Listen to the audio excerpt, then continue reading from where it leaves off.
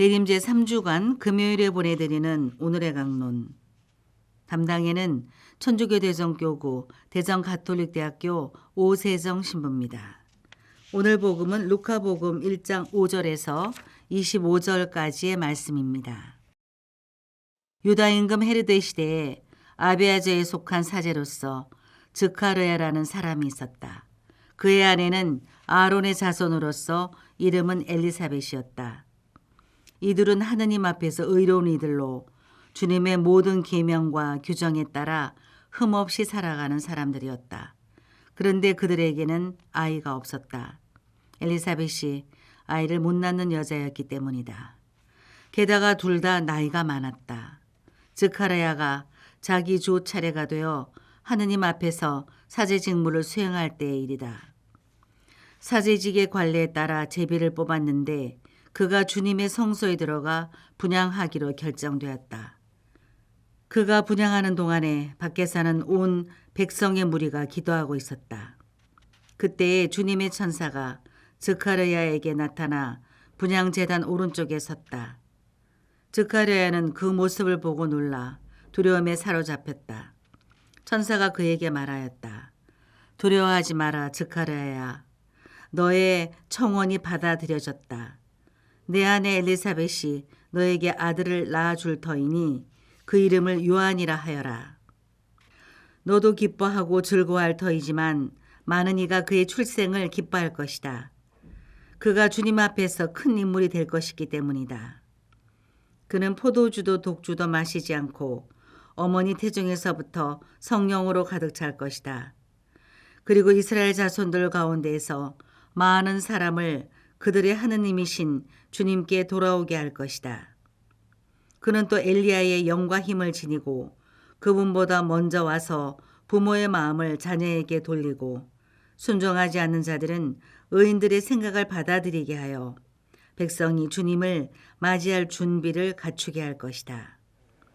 즈카르야가 천사에게 제가 그것을 어떻게 알 수 있겠습니까?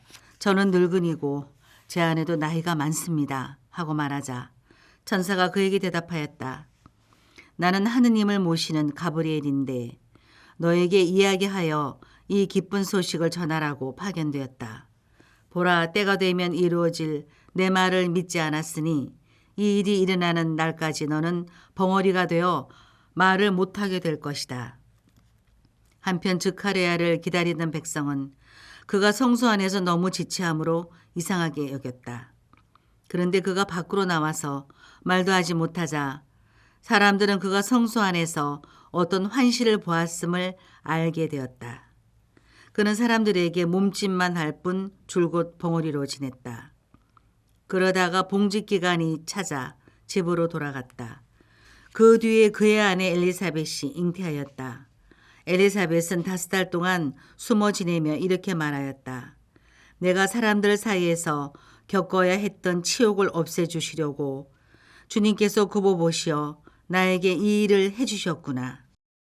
대전가톨릭 평화방송 애청자 여러분 안녕하십니까? 며칠 동안 계속 강조해서 말씀드리는 것은 바로 하느님의 전능하심은 우리의 약함과 몰 이해를 능가한다는 것입니다. 오늘 복음 역시 그런 하느님을 명확히 보여줍니다.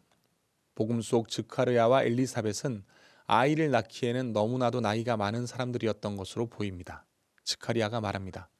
저는 늙은이이고 제 아내도 나이가 많습니다. 또 엘리사벳은 홀로 이렇게 말합니다.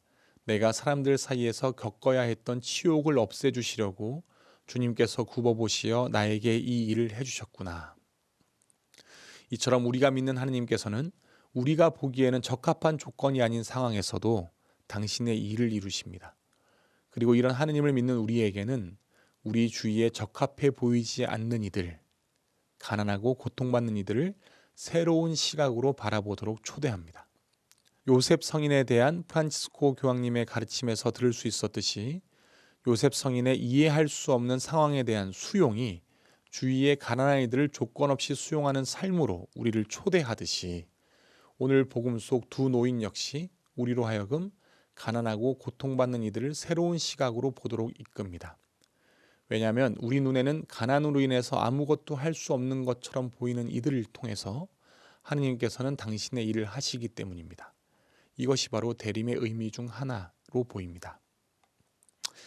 예수님께서 아무것도 홀로 할 수 없는 아기로 오시기를 원하셨다는 것이 품고 있는 바로 그 의미 말입니다. 레오 14세 교황님께서는 지난 10월 4일에 딜레시 때, 그러니까 나는 너를 사랑하였다는 권고를 발표하셨습니다.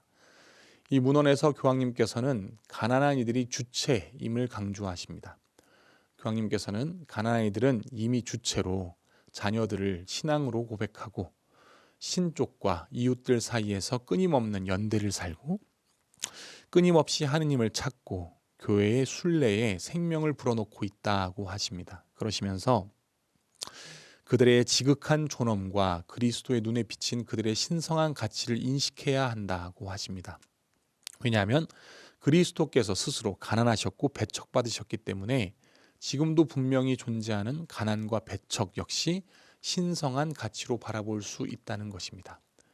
그렇게 가르치시면서 가난한 이들을 주체로 대한다는 것은 다양한 의미로 이해할 수 있겠지만 그들의 삶의 경험, 자녀들을 교육하면서 그들이 주변 이들 사이에서 연대를 살아가면서 겪은 그 삶의 체험에 귀를 기울인다는 것을 의미한다고 하십니다. 그래서인지 교황님께서는 가난한 이들에게 시간을 내어주고 사랑으로 주의를 기울이며 그들의 말을 관심을 가지고 듣고 그들의 어려운 순간을 동반하며 그들과 몇 시간 몇 주 혹은 몇 해를 함께 나누면서 그들의 상황의 변화를 위해서 함께 일하는 것의 중요성 또한 강조하십니다. 왜냐하면 예수님께서 바로 그런 방식으로 행동하셨고 그런 방식으로 말씀하시고 가르치셨기 때문이라는 것입니다. 우리는 너무나도 잘 알고 있습니다. 오늘 복음 속에서 벙어리가 되었던 가난한 처지가 되었던 즈카르야가 세례자 요한의 이름을 장명할 때 그의 이름은 요한이라고 판에 적었다는 것을 말입니다. 그리고 이웃과 친척들은 그 벙어리가 된 가난한 즈카르야의 글을 존중하였다는 것을 우리는 잘 알고 있습니다. 이후 즈카르야가 입이 열려서 하느님을 찬미한 노래인 즈카르야의 노래를 우리는 성모일도 아침 기도 때마다 따라 부르며 벙어리가 되었더니 가난으로 내몰렸던 이의 찬가를 따라 부릅니다. 또 우리는 알고 있습니다. 이 경청과 동반을 성모님과 엘리사벳께서도 함께 하셨다는 것을 말입니다. 우리는 묵주기도 환희의 신비를 바칠 때마다 서로를 주체로 대하는 두 여인의 몸짓을 바라봅니다. 그리고 그 두 분의 태중에서 기뻐 뛰는 세례자 요한 역시 바라봅니다. 그리고 요한의 이름을 들을 때마다 그런 우리가 만약 자신의 가난함을 포함하여 타인의 가난함을 배척한다면 주님의 탄생을 기다리는 이들의 반열 반대쪽에 서 있는지도 모르겠다는 것 또한 기억할 필요가 있습니다. 오늘의 강론, 지금까지 담당에는 천주교 대전교구 대전가톨릭대학교 오세정 신부였습니다. 내일도 오세정 신부의 강론이 계속됩니다.